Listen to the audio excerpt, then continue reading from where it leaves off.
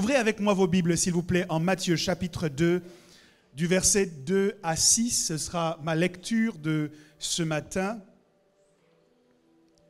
Et dire, où est le roi des Juifs qui vient de naître?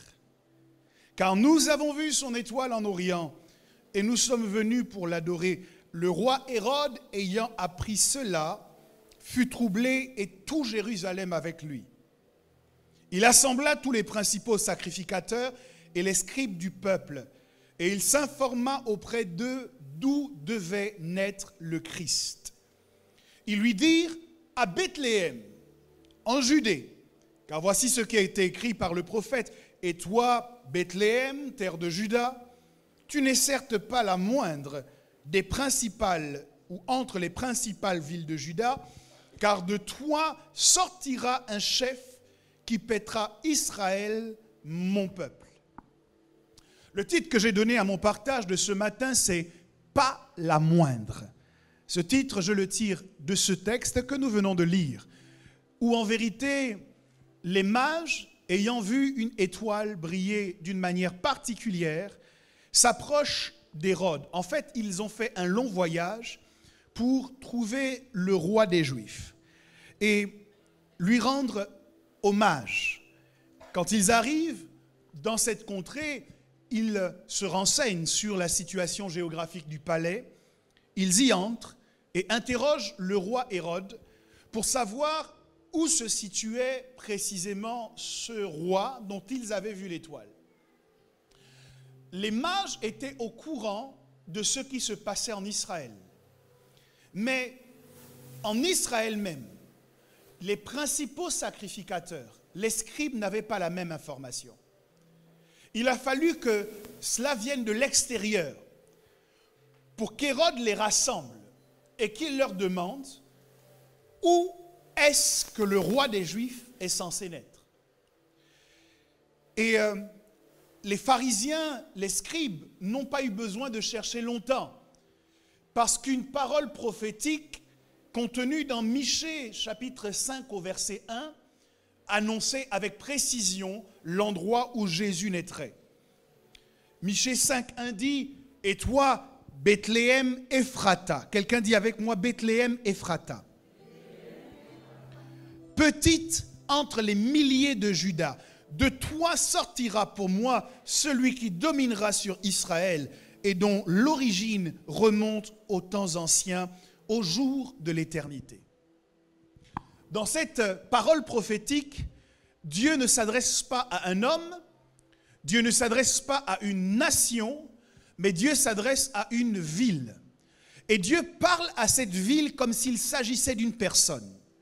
Et l'information ou l'instruction ou le rappel que Dieu fait à cette ville, Dieu lui dit, tu n'es pas la moindre. Lorsqu'on dit à quelqu'un, parce que puisqu'il s'agit de personnification, je veux partir du principe que les choses dites par Dieu à Bethléem sont des choses que Dieu dit à quelqu'un ce matin. Il y a quelqu'un qui s'est déplacé et qui est venu en ce lieu, qui a besoin d'entendre Dieu lui dire, tu n'es pas le moindre, tu n'es pas la moindre. Je veux dire à quelqu'un de la part du Seigneur, tu n'es pas la moindre dans ta famille. Tu n'es pas le moindre dans cette nation. Vous savez, en ce qui me concerne, je suis né dans un pays qui fait au trop désormais 2,5 millions d'habitants, démographiquement parlant. Donc lorsque pour mes études supérieures, j'arrive en France et que je viens dans un pays qui compte 60 millions d'habitants, je me dis, c'est une chose que de se sentir important quand on est dans un pays de 2 millions.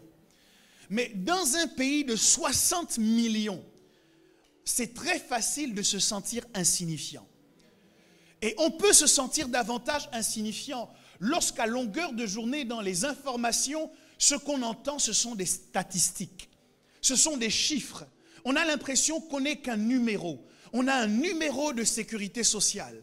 On a un numéro de compte bancaire. Quand vous appelez votre conseiller, il ne vous demande pas votre nom, votre prénom. Il dit, c'est quoi votre numéro de compte? Quand vous allez à la Sécu ou vous allez à la CAF, on ne vous demande pas votre nom, votre prénom. On vous demande votre numéro d'allocataire. On vous demande votre numéro d'assuré social. Quand vous allez voir la RH, à moins que ce soit une petite entreprise où on connaît tout le monde, mais les premières questions qu'elle se pose, c'est quel est votre numéro en tant que salarié? Parce que ce qui compte aujourd'hui dans un pays qui compte un grand nombre d'habitants, c'est le numéro auquel vous correspondez. Et le numéro nie ou réduit notre importance en tant qu'individu. Parce que, à se l'entendre dire à longueur de journée, nous finissons par croire que nous ne sommes qu'un numéro. Nous ne sommes que quelqu'un qui vote à droite, quelqu'un qui vote à gauche, quelqu'un qui est abstentionniste ou quelqu'un qui vote blanc. Nous ne sommes qu'un numéro.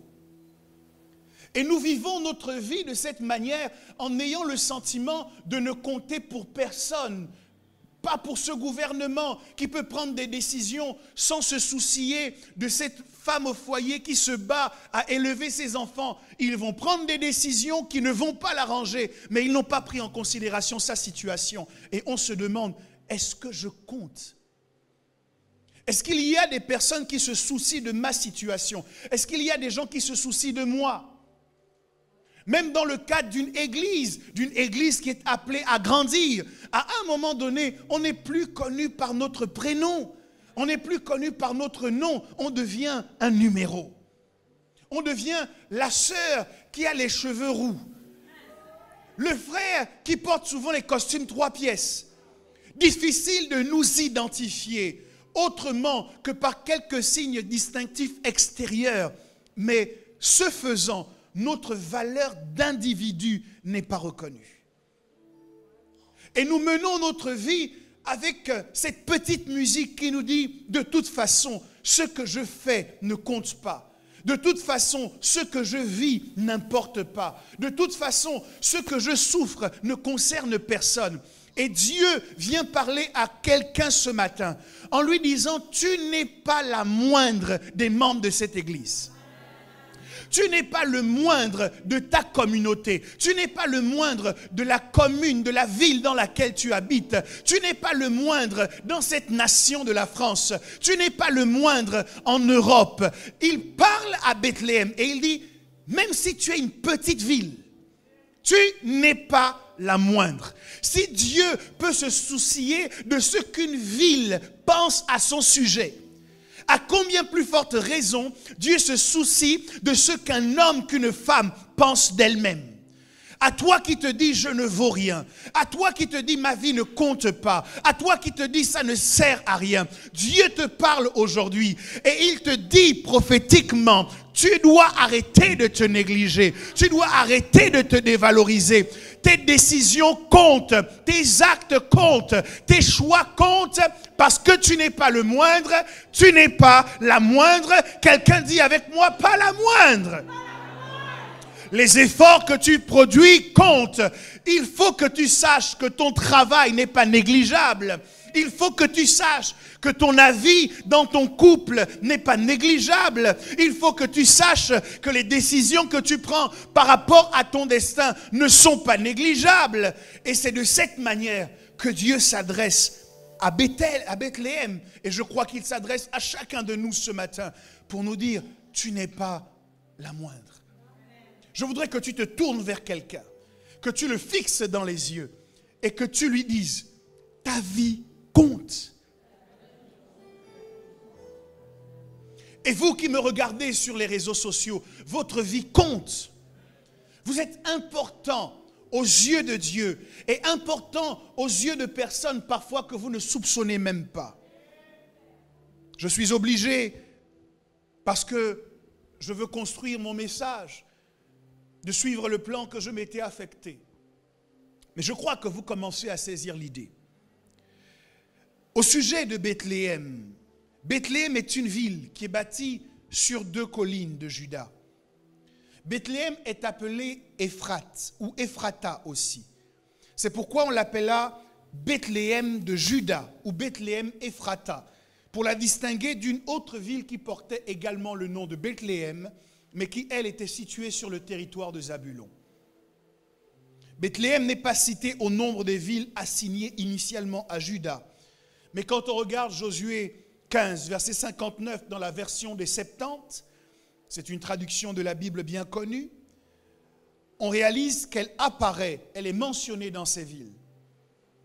Au temps de Jacob, la ville de Bethléem existait déjà. Dis à ton voisin, elle existait déjà. Dis à un autre voisin, elle existait déjà.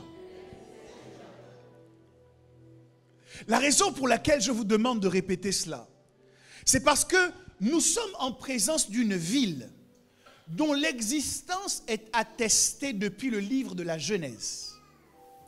Genèse, Bethléem existe. Tous les différents livres de la Bible vont se succéder. Bethléem existe. On arrive en Matthieu et Dieu parle à Bethléem pour lui dire « Tu n'es pas la moindre ». La question que je me pose, c'est pour quelle raison Dieu doit dire à une ville qui existe depuis si longtemps qu'elle n'est pas la moindre.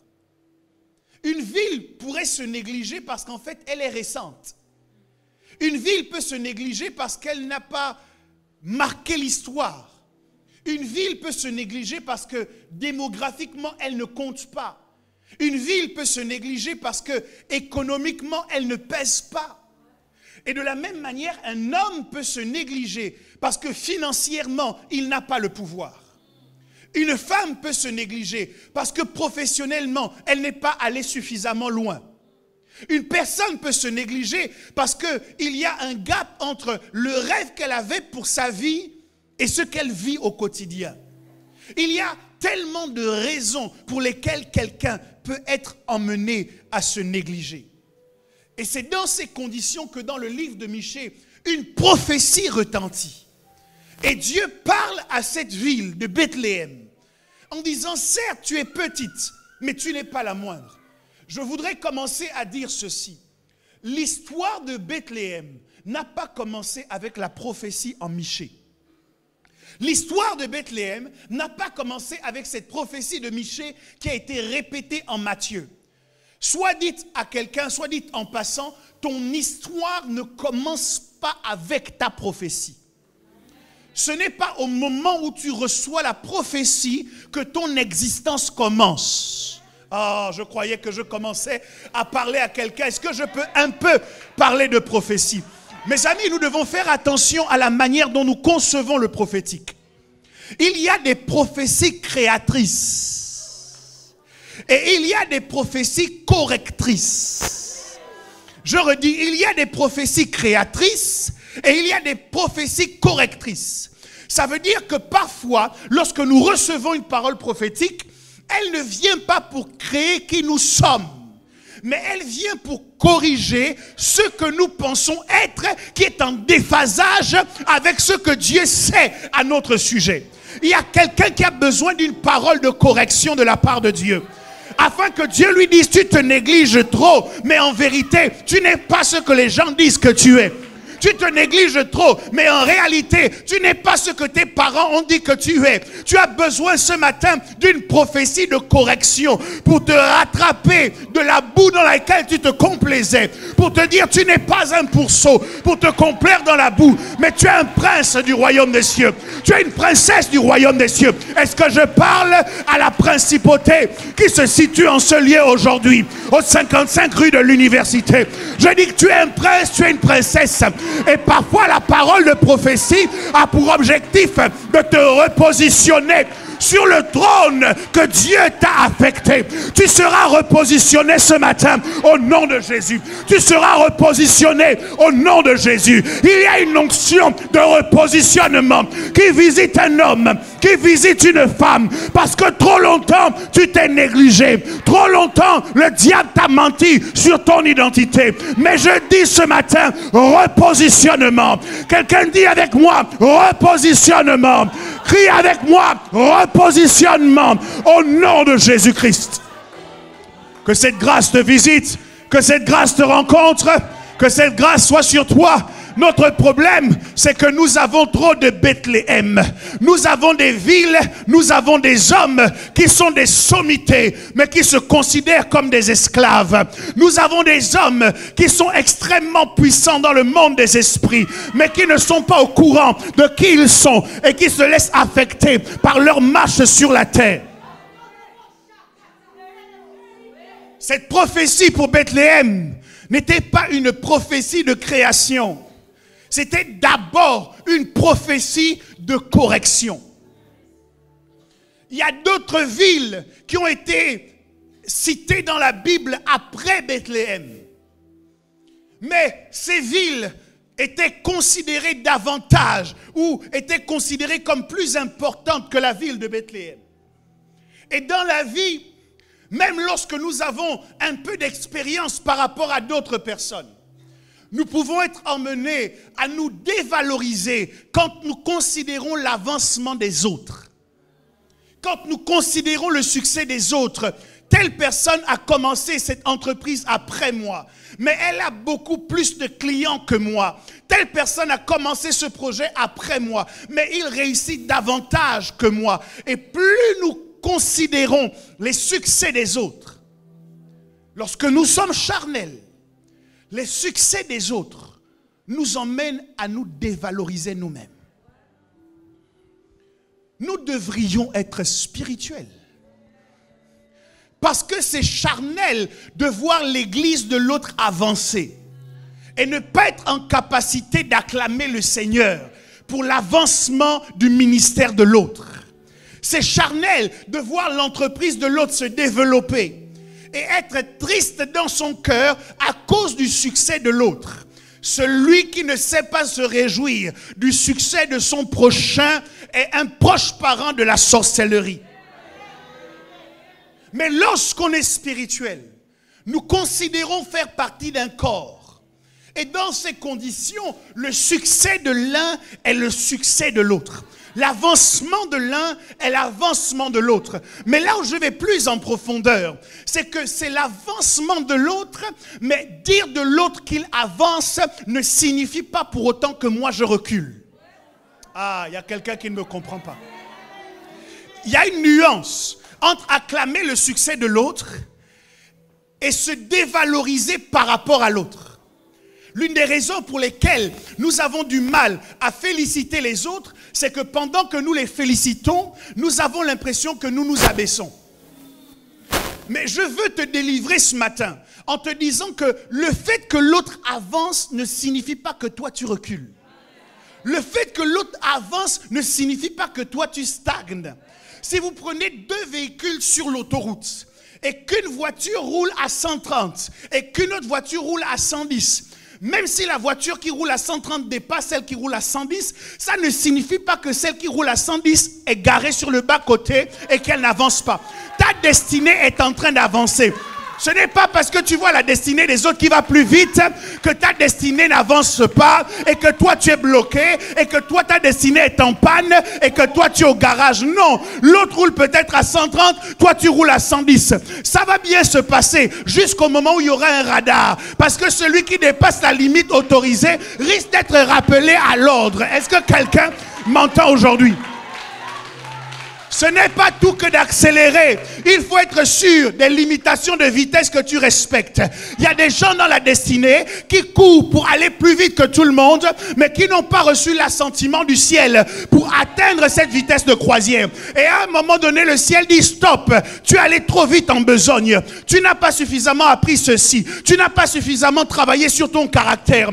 On ne peut pas valider ton passage au niveau supérieur. Et toi, comme la tortue qui a été larguée par le lièvre, tu arrives lentement, mais sûrement. Oh là là, il y a quelqu'un qui s'approche de son mariage lentement, mais sûrement. Il y a quelqu'un qui s'approche de son entreprise lentement, mais sûrement. Ah, est-ce que tu peux taper ton voisin et dire oui, lentement, mais sûrement. Dis à un autre voisin lentement, Oh, je croyais que je parlais à quelqu'un ce matin. Tu t'approches de ton premier million d'euros lentement, mais sûrement. Tu t'approches de ton acquisition immobilière lentement, mais sûrement. Oh, bouscule quelqu'un, dis-lui lentement, mais sûrement. Parce que l'essentiel, ce n'est pas de commencer. L'essentiel, c'est d'arriver. Quelqu'un dit, je vais y arriver. Oh, dis avec moi, je vais y arriver. Parle aux obstacles de ta vie. Dis-leur, je vais y arriver. Parle au diable et à ses démons, ainsi qu'à sa belle-mère. Dis-leur, je vais y arriver. Je vais y arriver. Pendant que tu le dis, tu rentres dans une nouvelle saison. Une saison où tu franchis les étapes. Une saison où tu franchis les étapes à la gloire de Jésus. Dis avec moi, j'y arriverai. Oui. Oui. Je dois parler aux problèmes financiers et leur dire, je vais y arriver. Même si les euros ne viennent pas encore, je vais y arriver. Même si les relations ne sont pas encore là, je vais y arriver. Je ne suis pas arrêté, j'avance lentement. J'avance lentement. Adam est né vite. Adam était déjà grand. Adam parlait déjà. Adam nommait les animaux, mais il a échoué. Quand Jésus est né, Jésus est venu lentement. Ça a demandé des siècles pour préparer la venue de Jésus. Quand Jésus est arrivé, il est arrivé comme un petit enfant. Il grandissait lentement, mais il grandissait sûrement. Il se développait lentement, mais il se développait sûrement. Et au final, Adam a échoué quand Jésus a eu du succès. Quelqu'un dit, j'y arriverai. Je ne t'entends pas dire, j'y arriverai. Je ne t'entends pas dire, j'y arriverai. La prophétie n'a pas commencé l'histoire de Bethléem. C'est précieux que nous entendions cela. Parce que si la prophétie n'a pas commencé ton histoire, alors la prophétie ne peut pas terminer ton histoire. C'est celui qui a commencé ton histoire qui est en capacité de l'achever. Peut-être que tu as croisé le chemin d'un grand-oncle indélicat qui a parlé contre ta vie pour essayer de bloquer ta vie. Mais qu'il soit mis au courant qu'avant que tu ne sois formé dans le sein de ta mère, Dieu te connaissait, Dieu t'avait établi, Dieu t'avait consacré. Si c'est Dieu qui t'a fait dans son ventre de ta mère, alors la parole de ton oncle n'arrêtera pas ta destinée au nom de Jésus. Il y a un sorcier qui s'est pris pour un champion dans ta famille. Il s'est dit, moi je vais bloquer ta vie. Mais il faut qu'il soit mis au courant que si ta vie n'a pas commencé par la sorcellerie, alors ta vie ne sera pas terminée par la sorcellerie. Si ta vie n'a pas commencé avec les enchantements, ta vie ne finira pas avec les enchantements. La prophétie n'a pas créé Bethléem. La prophétie a rappelé à Bethléem. Certains combats arrivent comme des prophéties dans ta vie pour te rappeler que tu n'es pas venu te balader sur la terre. Parfois il y a des guerres, il y a des combats que tu vois dans les rêves. Ce n'est pas parce que tu es vraiment en danger, mais c'est parce que Dieu te rappelle que tu es en mission et que tu dois arrêter de te reposer. Lève-toi un peu et prie encore un peu. Monte en intensité dans ton intercession. Monte en intensité dans ta relation avec Dieu. Toutes ces choses que tu vois n'ont pour seul objectif que de te rappeler que nous sommes en guerre. Ma vie n'est pas en danger. Ta vie n'est pas en danger. Jésus a dit que ceux qui sont dans ma main, personne ne les ravira de ma main. Quand Jésus dit personne, ça veut dire personne. Même si j'ai vu un taureau enflammé dans mon rêve qui me pourchasse, même si j'ai vu un grand-oncle, une grande-tante, je n'ai aucune inquiétude. Ce que j'apprends, c'est que c'est un signal. Le ciel m'envoie un message. Le ciel me dit, j'ai besoin que tu pries. Le ciel me dit, j'ai besoin que tu montes en intensité.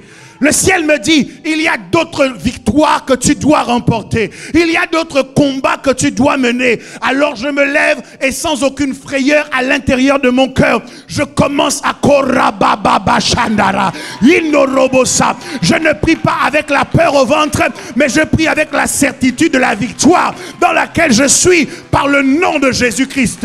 Est-ce que quelqu'un peut dire, j'ai la victoire? J'ai la victoire. Alléluia. Donne une offrande d'acclamation à Jésus.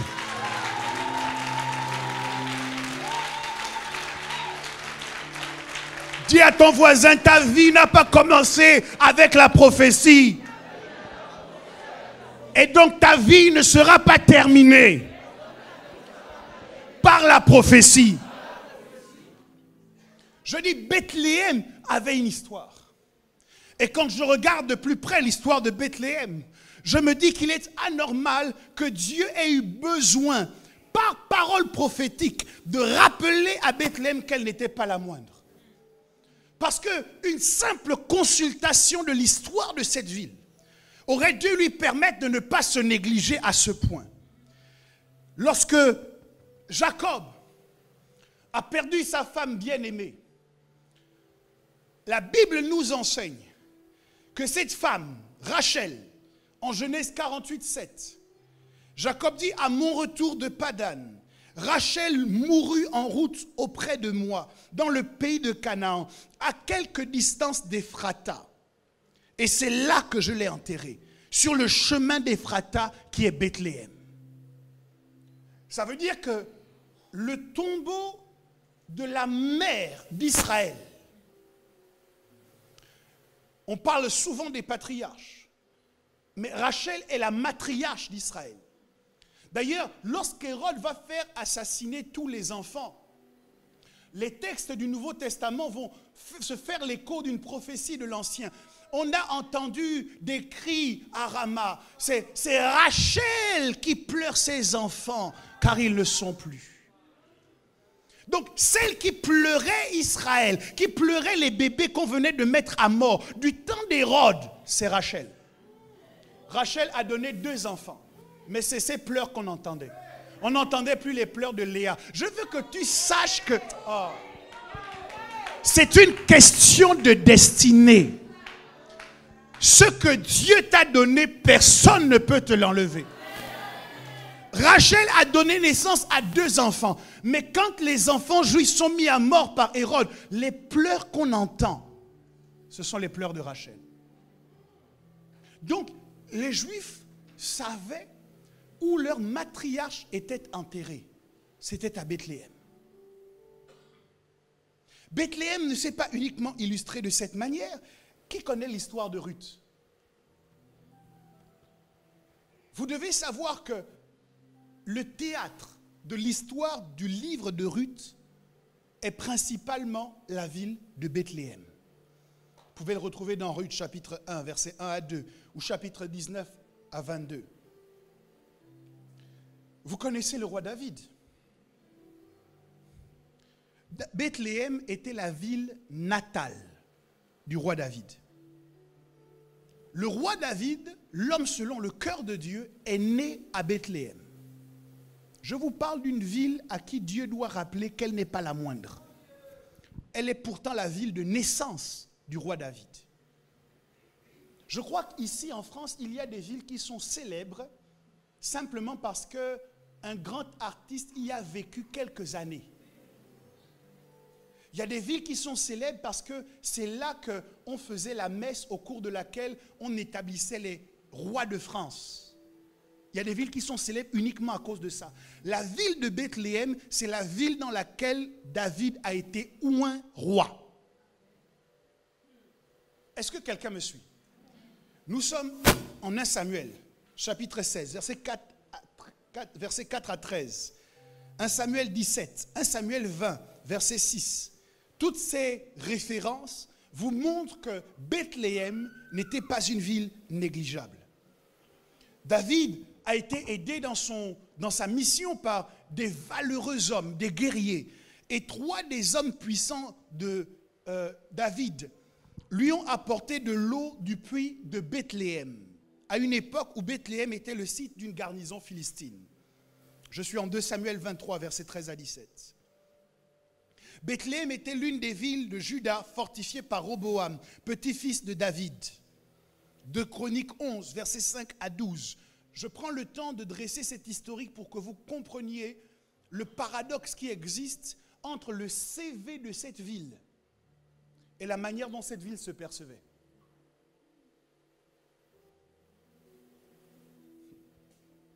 Imaginons que les Bethléemites se soient dit: ce n'est pas extraordinaire que Rachel soit enterrée dans notre ville. Ce n'est pas extraordinaire que David soit né dans notre ville. Ce n'est pas extraordinaire qu'il ait été oint dans notre ville. Tout Israël attendait avec impatience la venue du Messie. Et le prophète Michée est obligé de prendre la parole pour dire: et toi, Bethléem, tu n'es pas la moindre des villes de Juda, car de toi sortira le grand roi. Pourquoi une ville? Pour que vous réussissiez à vous approprier ce que je dis. Pourquoi un homme? Pourquoi une femme avec un CV aussi impressionnant que toi? Pourquoi un homme, une femme avec une expérience ou un passé aussi exceptionnel que le tien arrive dans une situation où pour l'aider, Dieu est obligé d'envoyer une parole pour lui dire: tu n'es pas la moindre? Qu'est-ce qui peut expliquer qu'avec toute son histoire, Bethléem ait eu besoin que Dieu lui rappelle par prophétie qu'elle n'était pas une ville négligeable? Quel est le paradoxe qui explique que des hommes et des femmes bénis, pétris de talent, pleins de potentiel et de capacités exceptionnelles, plus exceptionnelles les unes que les autres, qu'est-ce qui explique que des personnes façonnées, designées pour réussir dans ce monde, on arrive à une situation émotionnelle où le seul message qu'ils peuvent envoyer au ciel et autour d'eux, c'est: je ne suis rien, je ne vaux rien, je ne sers à rien, ma vie n'est rien. Comment on peut arriver à ce type de conclusion? Est-il possible que Bethléem était prisonnière d'une équation, d'un calcul en considérant son histoire entre les choses bonnes et les choses mauvaises? Je pense que ce qui nous piège dans la vie, c'est que lorsque nous regardons par-dessus notre épaule et que nous considérons notre passé, ce qui nous apparaît, ce ne sont pas les différentes lignes qu'on met dans le CV. Ce dont nous nous rappelons immédiatement, ce sont nos échecs. Il est possible que nous nous retrouvions piégés dans une situation émotionnelle où nous nous dévalorisons constamment, parce que lorsque nous pensons notre passé, la seule chose qui nous revient ou qui nous remonte, ce sont les erreurs. Ce sont les fois où nous n'avons pas été à la hauteur.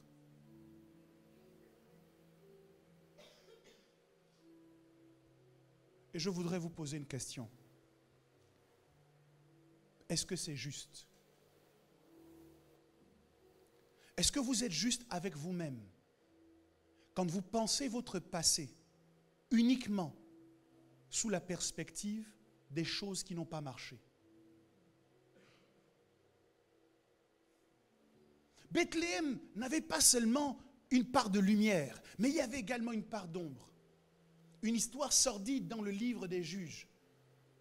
C'est ce Lévite qui venait de Bethléem, qui avait une concubine qui a été abusée par plusieurs hommes et qui, au lendemain, a coupé en morceaux le corps de sa concubine pour envoyer les morceaux à toutes les tribus d'Israël. Cette histoire se passe à Bethléem. Donc, on peut imaginer que dans son souvenir d'elle-même, Bethléem disait, je ne suis pas seulement la ville où le roi David a été oint, où il est né, mais je suis aussi la ville où on a enterré Rachel. J'aurais aimé qu'on l'enterre ailleurs. J'aurais aimé qu'on ne pense pas à moi avec des larmes aux yeux. J'aurais aimé que cette histoire du livre des Juges dont je viens de vous parler ne se déroule pas au sein de ma propre ville. Et à cause de ces choses qui n'ont pas fonctionné comme elles auraient dû dans notre passé, nous voici découragés, démotivés, disant ça ne sert à rien. Je pense à ces personnes qui regardent leur passé uniquement sous le prisme de leurs échecs, aussi importants soient-ils. Et je veux leur adresser ce message. Les échecs ne changent pas l'identité. Ok. Je vais le redire autrement. La Bible nous parle d'un homme qui s'appelait Bartimée. Bartimée, étymologiquement, signifie « fils de l'honneur ». Quand Jésus rencontre Bartimée, Bartimée est un mendiant qui demande l'aumône sur le chemin de Jérusalem à Jéricho. Il est dans la mendicité. Mais cette mendicité n'a pas changé son identité. Quand la Bible l'appelle, elle l'appelle Bartimée. Et vous savez que le premier élément de l'identité de quelqu'un, ce ne sont pas ses actes, c'est son nom. Lorsqu'un enfant naît, on n'attend pas de voir ce que l'enfant aura posé comme acte pour le déterminer et pour lui affubler une identité. Mais lorsqu'un enfant naît, la première chose qu'on fait, c'est qu'on va lui donner un nom. Et ce que j'apprécie avec cette image, c'est que quel que soit ce que l'enfant va faire par la suite, ça ne changera pas son nom. Ça veut dire qu'aujourd'hui, vous êtes piégés pour certains d'entre vous parce que vous avez accepté l'idée que vos actions vous définissent. Et je suis envoyé par mission depuis le ciel. Je suis arrivé en jet spirituel ce matin, tout fraîchement sorti de la salle du trône pour venir vous dire ceci. Vos actions ne vous définissent pas. Vous n'êtes pas ce que vous faites ou ce que vous avez fait, mais vous êtes qui vous êtes dans la pensée de Dieu avant de naître. Jérémie dit à Dieu, mais je ne suis qu'un enfant. Quelqu'un dira, mais j'ai échoué à cet examen. Je n'ai pas réussi à rester dans la sanctification à ce moment. Dieu lui dit, ne dis pas que tu es un enfant. C'est-à-dire, ne prends pas ta réalité présente pour la mettre au-dessus de ma vérité éternelle. Ta réalité présente est appelée à passer, mais ma vérité est appelée à durer. Quelqu'un aujourd'hui doit cesser de se définir par les actes qu'il a posés. L'un des meilleurs moyens de se libérer des actes qu'on a posés, des mauvais actes qu'on a posés dans le passé, c'est de demander pardon. Demandez pardon aux personnes que vous avez blessées, s'il y a des personnes qui sont dans cette situation auxquelles vous avez accès. Libérez-vous de cette prison. Vous n'avez plus accès à ces personnes. Ce ne sont pas des hommes que vous avez blessés. C'est contre le ciel que vous avez péché. Demandez pardon à Dieu. Mais sortez de cette prison. Vous pouvez en sortir. Les échecs n'ont pas changé le nom de la ville.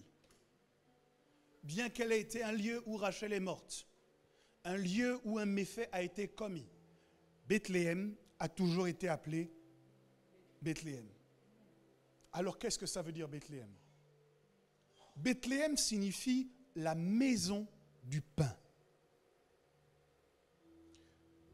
Envers et contre toutes les mauvaises choses qui se sont passées, Bethléem est restée la maison du pain. Est-ce que quelqu'un m'entend?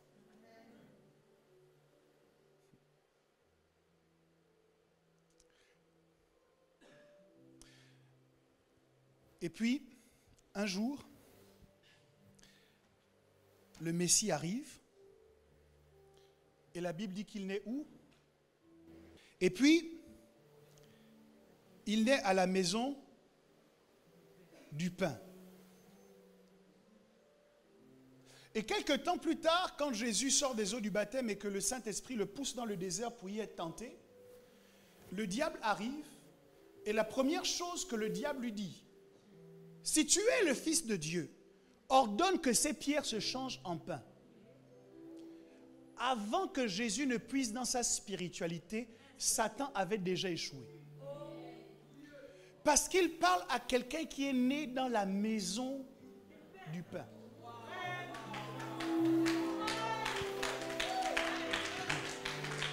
Ça veut dire qu'il a une relation avec la fabrication du pain qui ne demande pas beaucoup de prière.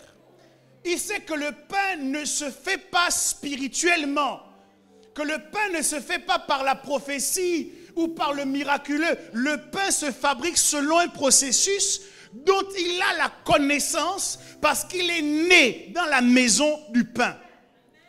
J'essaie de dire à quelqu'un que en fait, si tu sais exactement d'où tu viens, il y a une dose de résistance supplémentaire à la tentation qui ne nécessite même pas la prière. Mais tu diras, je ne fais pas ces choses parce que de la maison d'où je viens, c'est pas comme ça qu'on m'a enseigné la vie. Il y a tout un ensemble de règles, de normes que tu as acquises dans ton éducation qui fera que lorsque Satan va arriver, avant de se heurter à ta spiritualité, il va d'abord se heurter à l'éducation de tes parents. Oh, est-ce qu'il y a des parents en ce lieu? Est-ce que vous voyez la responsabilité que vous avez? Vous érigez des murs autour de votre enfant afin que même s'il a oublié de prier le matin, le diable sait qu'il ne peut pas passer par là. Parce que la forteresse que vous avez érigée pour que votre enfant n'aille jamais dans cet endroit est une forteresse qui tiendra. Ordonne à ces pierres de se changer en pain. Il parle à quelqu'un qui est né dans la maison du pain. En vérité, notre résistance à la tentation est liée à notre vie de prière, mais elle est aussi liée à notre compréhension de notre origine. Je vais le dire autrement. Il y a des gens qui ne pêchent pas parce qu'ils ont peur d'aller en enfer. Et il y a des gens qui ne pêchent pas parce qu'ils viennent du ciel. Il y a des gens qui marchent dans la sanctification parce qu'ils ont peur d'aller en enfer. Et il y a des gens qui marchent dans la sanctification parce qu'ils viennent du ciel. Ça veut dire que leur origine conditionne leur comportement sur la terre des vivants. Quand le péché arrive, il dit non, moi je viens d'un pays où on ne fait pas ça. Moi, je viens d'un endroit où on ne mange pas de ce pain-là. Moi, je viens d'un endroit où on ne se comporte pas comme ça. Ce n'est pas la peur de la destination, mais c'est la connaissance de leur origine qui leur permet de résister à la tentation et de dire au diable, apporte-moi la tentation que tu veux. Je ne tomberai pas parce que je sais qui je suis d'ailleurs. Le diable dit, si tu es le Fils de Dieu. Et quand nous entendons si tu es le Fils de Dieu, nous entendons seulement une filiation. Mais je vous l'ai déjà dit, dans la tradition juive, être le Fils de, ce n'est pas seulement une filiation, c'est aussi une position géographique. Ça veut dire, tu es le Fils de Dieu, Dieu est ta source. Tu es sorti de Dieu. Tu es venu de Dieu. Et donc, à cause de ton origine, tu es en capacité de dire au diable, je ne mange pas de ce pain-là. Parce que dans ma patrie céleste, on ne fait pas ça. Le résultat semble être le même. Ceux qui ont peur d'aller en enfer semblent faire les mêmes choses que ceux qui ont conscience qu'ils viennent du ciel. Mais la différence se manifeste dans la qualité de vie. Ceux qui vivent par peur d'aller en enfer ont une vie qui est conduite par la peur. Ils ont peur. Si jamais je fais ça, si jamais je fais ça, des fois ils se lèvent avec des sueurs froides la nuit pour dire au Seigneur, pardonne-moi, pardonne-moi, parce que si jamais tu reviens là, à cause de ce que j'ai fait avant de dormir, j'ai mangé le Nutella de ma sœur, peut-être que je n'irai pas au ciel.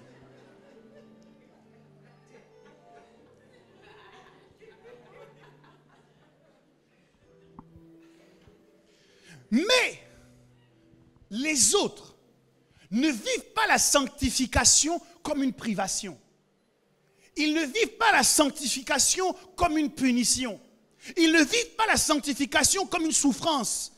Est-ce qu'un chrétien a le droit d'eux ou est-ce qu'un chrétien n'a pas le droit d'eux? Nous, on ne se pose pas ce type de questions.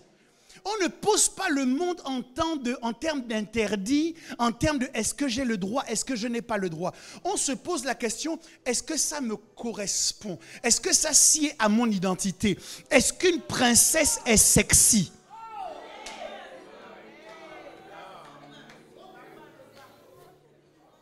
C'est ce genre de questions qu'on se pose. C'est-à-dire, quand je vois la reine d'Angleterre, est-ce que je l'imagine avec un piercing au nez?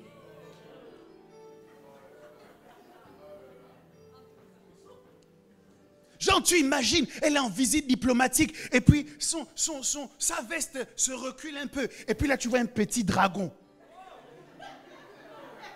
Tu sens qu'il y a un décalage, il y a un déphasage. Pourquoi? Parce qu'il y a une identité, il y a une origine, il y a une royauté, il y a un positionnement qui impose un certain type de comportement. Tu sais que ceux qui viennent du ciel ne vivent pas comme ceux qui ne viennent pas du ciel ou qui ne sont pas au courant qu'ils viennent du ciel. Lorsque tu es au courant d'où tu viens, tu ne te laisses pas tromper par le fait de changer les pierres en pain.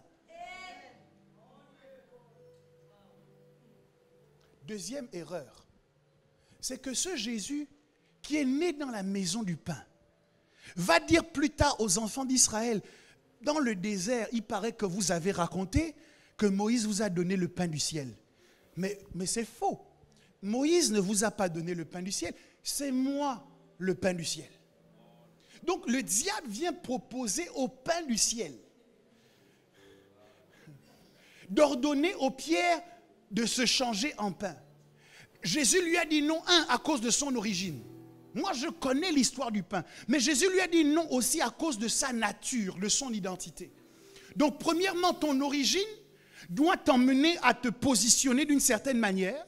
Et deuxièmement, ton identité doit t'emmener à te positionner d'une certaine manière. C'est pourquoi sur notre pièce d'identité, il y a non seulement notre nom, notre prénom, mais il y a également le lieu où nous sommes nés. Ces deux éléments permettent d'établir ton identité.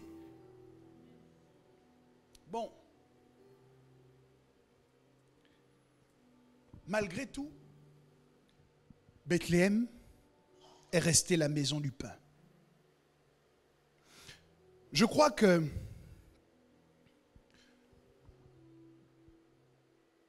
plutôt que de focaliser notre attention sur les choses que nous avons mal faites par le passé, nous devrions nous interroger sur ce que Dieu dit de nous.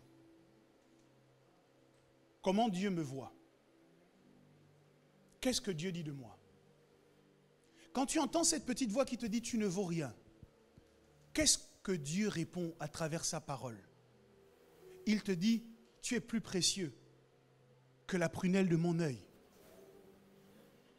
Il te dit, pour toi je donne en rançon des nations.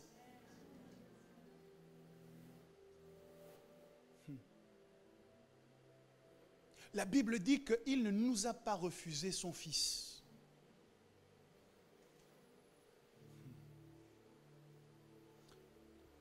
Et vous aurez compris que Bethléem porte un deuxième nom.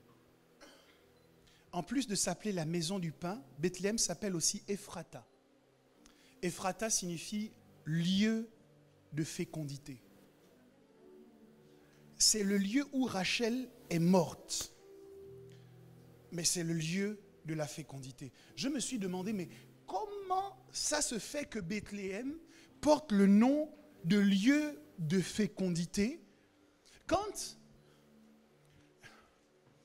la personne qui a été enterrée là-bas, c'est justement la personne qui avait des problèmes de fécondité au point que elle a créé un problème à son mari en lui disant « Donne-moi un fils, sinon je meurs. » Donc, tu sais, tu peux avoir des problèmes par rapport à un domaine, mais être tout de même la personne qui bientôt aura la maîtrise de ce domaine-là. Est-ce que quelqu'un me comprend? C'est tout le paradoxe d'établir votre identité sur la base des problèmes que vous avez.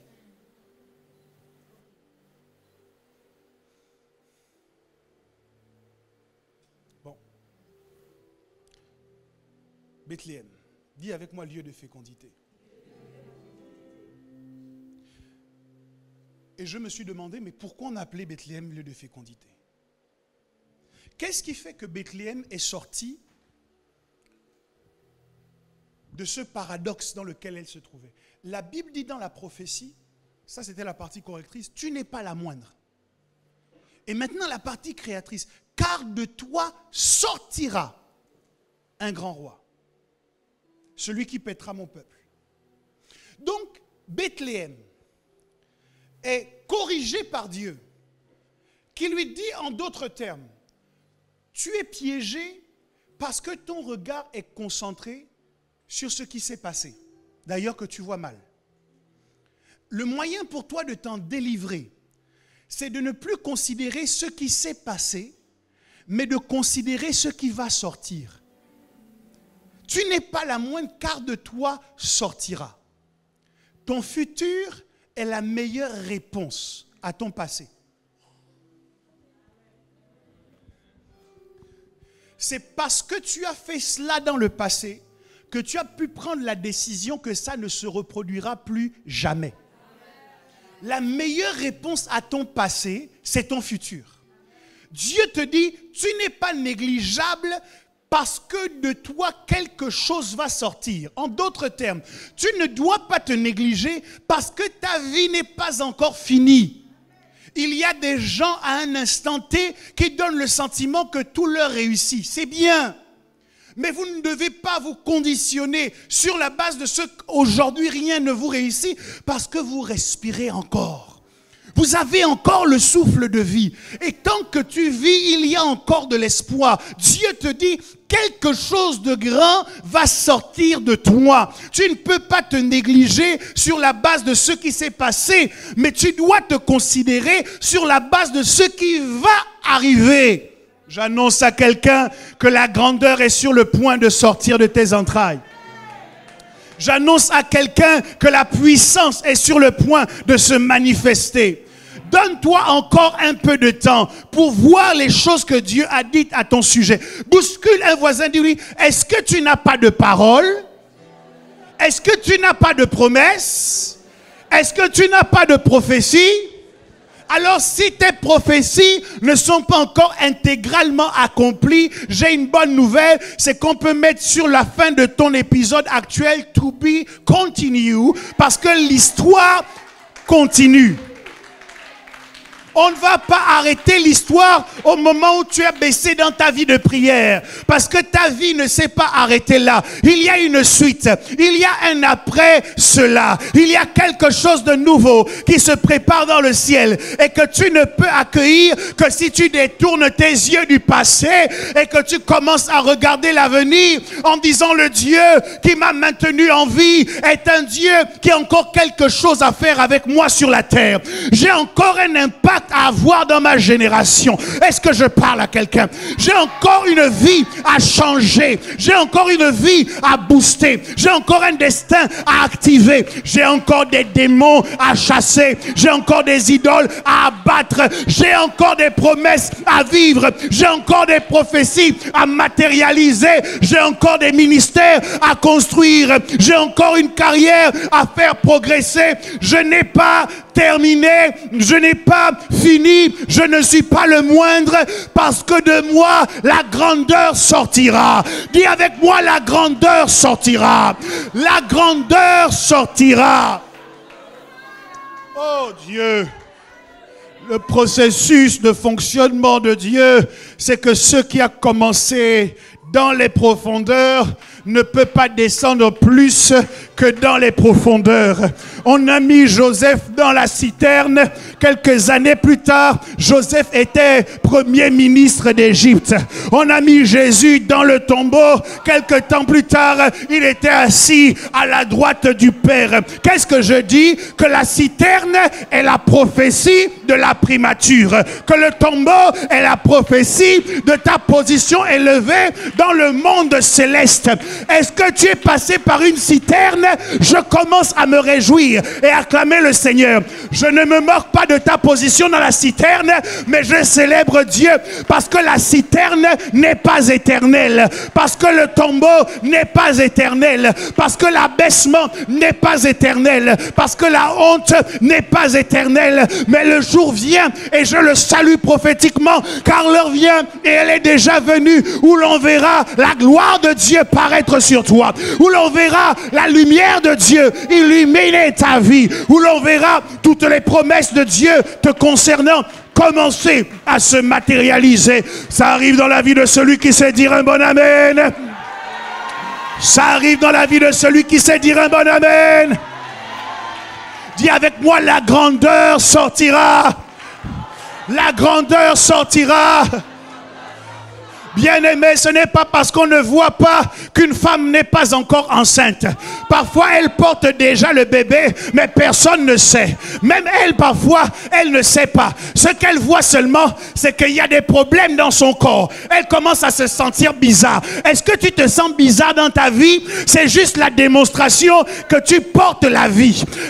Lorsque tu portes la vie, tu ne peux plus être à l'aise dans ton ancienne vie. Lorsque tu portes la vie actuelle commence à te déranger. Les habits actuels commencent à te déranger. Ta garde-robe commence à te déranger parce que tu portes la...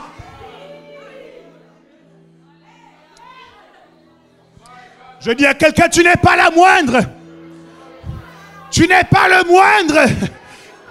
Ta vie a de la valeur, pas à cause de ce qui s'est passé, mais à cause de ce qui va se passer, à cause de ce qui arrive, à cause de ce qui vient.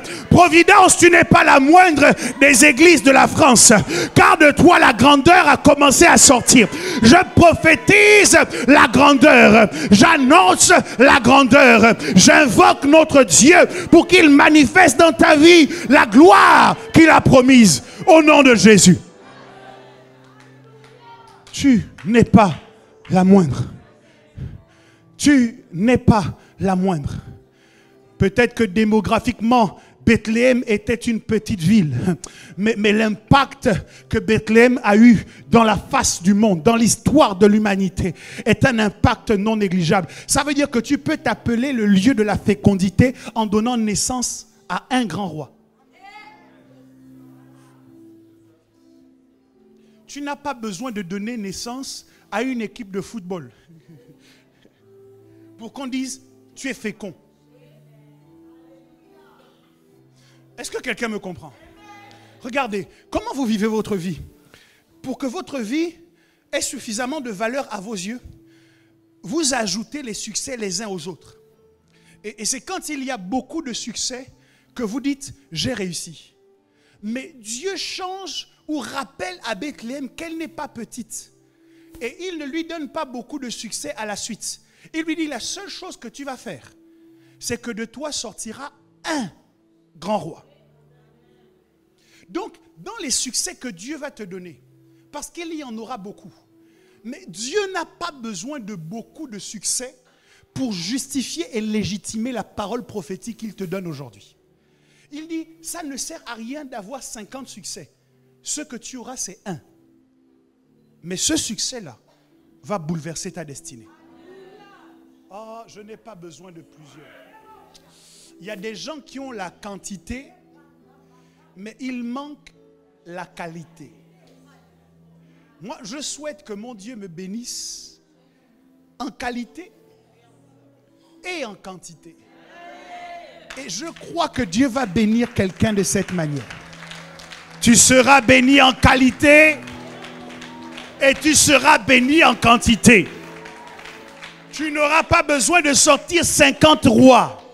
Mais si tu sais identifier ceux qui portent la royauté en toi, ce n'est pas exactement la même chose pour nous tous. Peut-être que toi, tu portes la royauté dans le monde des finances. Peut-être que l'autre porte la royauté dans le monde de l'éducation. Peut-être que l'autre porte la royauté dans le monde des arts et du divertissement. Mais ce que tu dois savoir, c'est détourner ton regard de tout ce qui te condamnait et focaliser ton regard sur la chose qui manifeste ta royauté. Tu dépenses énormément d'énergie dans beaucoup de domaines. Il dit, toi, tu n'es pas la moindre parce que de toi sortira.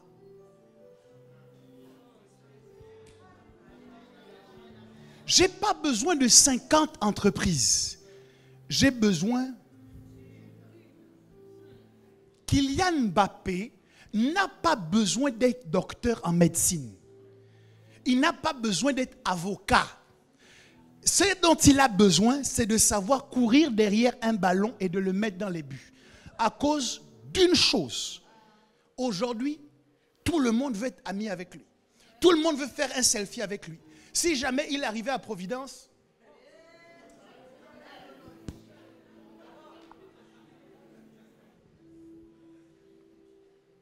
il y a des environnements dans lesquels moi j'ai vu les chrétiens des fois avoir des comportements qui m'ont surpris.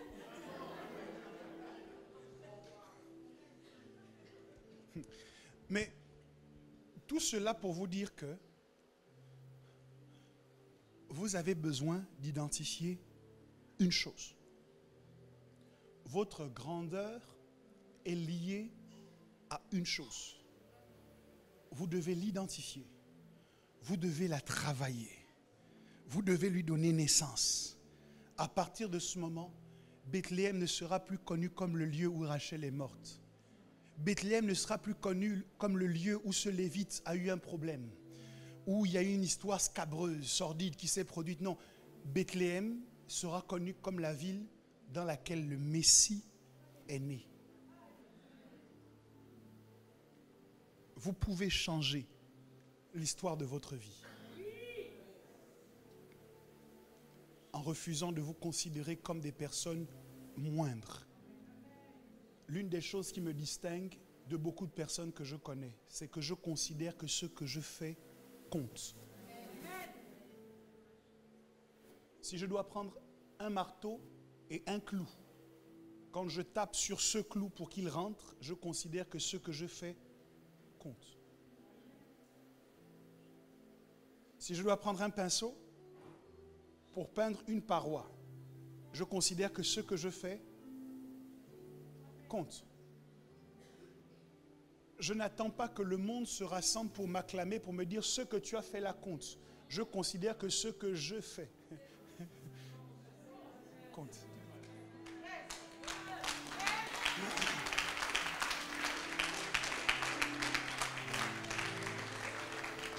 Car de toi sortira un grand roi. Il fallait qu'il y en ait un. Parce que quand l'histoire est arrivée, Hérode a décidé de tuer tous les autres. Tous les enfants subissaient un décret qui les emmenait à la mort. On entrait dans les maisons pour arracher des enfants à leur mère, pour leur donner la mort. Tout ça pour bloquer la prophétie. Mais Dieu n'avait pas 50 rois qui étaient nés. il y en avait un. Et Dieu a parlé à Joseph, a dit, prends le petit enfant et sa mère, allez en Égypte, jusqu'à ce qu'Hérode meure, parce qu'il veut faire mourir le petit enfant. Quand vous avez focalisé votre attention sur un, vous pouvez beaucoup plus facilement protéger ce un de tous les Hérodes qui viennent contre vous. Mais quand vous avez déployé toute votre énergie sur plusieurs domaines, vous n'êtes pas en capacité de tous les suivre, de tous les protéger et de tous les sécuriser au même moment. C'est pourquoi, aujourd'hui, prenez la décision de vous investir dans un. Et je le sais, nous pourrons tous bientôt nous réjouir, parce qu'il sera évident que dans cette nation, votre voix n'est pas moindre. Mais que vos prises de position comptent, que vos déclarations comptent, que vos actions comptent.